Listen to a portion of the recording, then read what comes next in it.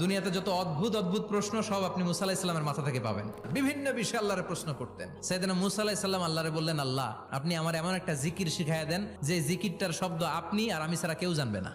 দিনে রাতে সব সময় এই জিকির আমি করব, আপনারে ডাকবো, কিন্তু শর্ত হলো এই জিকিরটা জানবে শুধু আপনি আর জানবো শুধু আমি। আল্লাহ বললেন, মুসা আল্লাহর কাছে সবচাইতে প্রিয় কথা চারটি। কয়টি? সবাই বলেন কয়টি? পৃথিবীর কোন সৃষ্টির কাছে যারা পরিমাণ কিচ্ছু পাওয়ার আশা করবেন না। এটা বিশ্বনবীর সবচাইতে প্রিয় দোয়া ছিল। নবী যখন তাওয়াফ করতেন প্রতিটা কাজে যদি এক পাল্লায় রেখে দাও, তামাম বিশ্ব, সাত আকাশ, সাত জমিনটারে তুলে যদি তুমি আরেক পাল্লায় রেখে দাও, লা রাজাহাত কাফাতু লা ইলাহা ইল্লাল্লাহ, মুহূর্তের মধ্যে লা ইলাহার পাল্লা ভারী হয়ে যাবে। ও মুসা, তুমি যতই এক্সক্লুসিভ জিকির চাও, লা ইলাহার চেয়ে দামি জিকির আমার কাছে নাই।